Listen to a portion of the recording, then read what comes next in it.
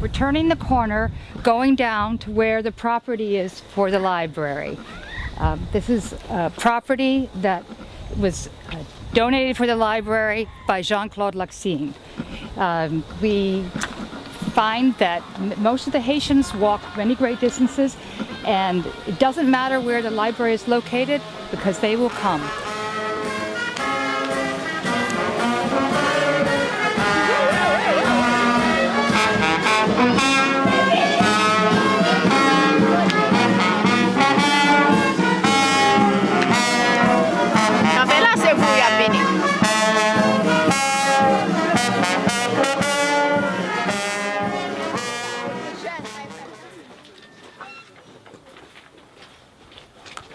Well, I started in this project because I love libraries, and the community of Deshcapelles really needed some place for children to study at night, to have access to books, and to have a place where they could have programs to learn more about the world.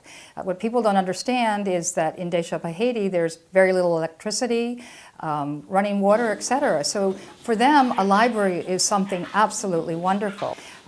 We were given the opportunity to work with Hope Proctor, who designed a fabulous building. It was all built by local people using local techniques and local materials, so it really fit into the context of the site, fit in the context of the community, and it was done by the community, which gave them a real ownership of the building. So he designed it using passive design techniques for cooling, because it's so hot down there and they needed a cool place to study. And what we did, we made a large reading room that was screened in, and we used a cupola at the top to draw the hot air out. So it actually, going in there, is a very cool space. We had something down there called fer forgé, which is metal panels that are hammered out with different designs, and they're all done by hand, and they were gorgeous. They had a craftsman down there in the city of Deshcapelles do it all. Before the library was open, you could walk around at night in Deshcapelles and watch students studying under street lights.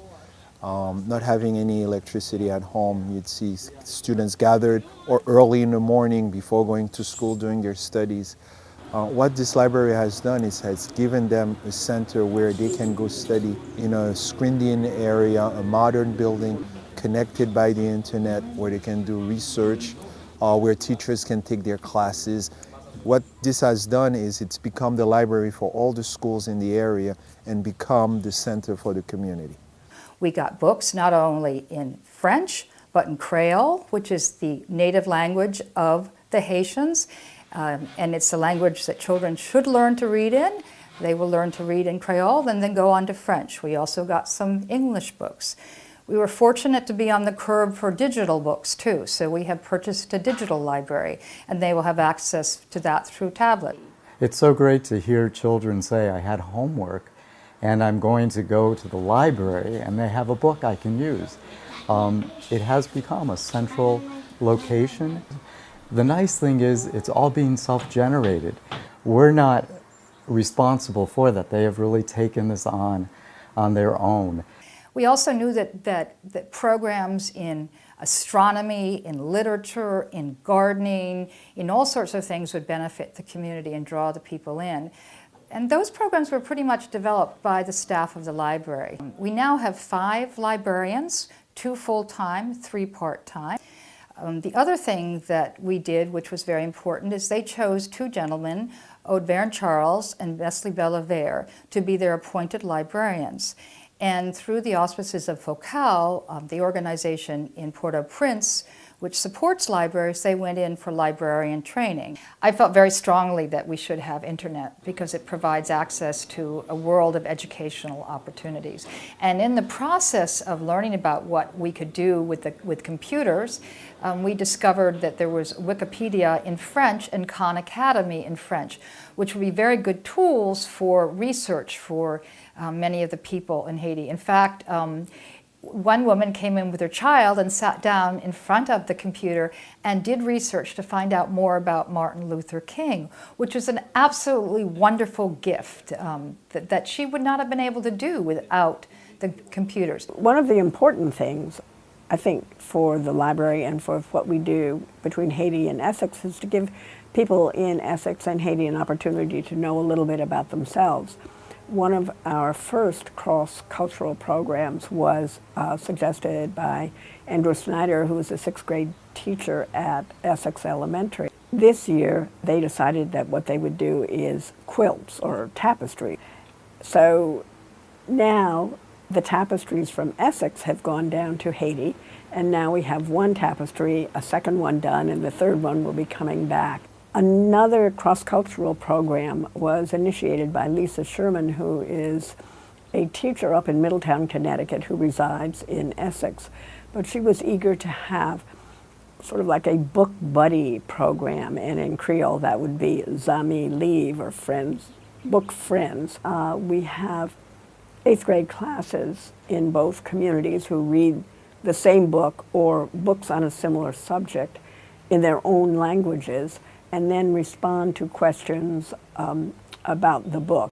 Our main connection with Deshcapelles is Jennifer. Her parents started the Hôpital Albert Schweitzer, and she's been going to Haiti for years. And after the earthquake, when people of Essex wanted to reach out to Deshcapelles, Sister Cities Essex Haiti was formed. We partnered with an organization called Organisation Développement Économique et Social, or ODS, which is an all-volunteer organization in the town of Deshcapelles. Our first request was to build a library, and that did take us a little while. But in the meantime, we did other projects. Deshcapelles and almost every town in Haiti has a fanfare band. It's a marching band.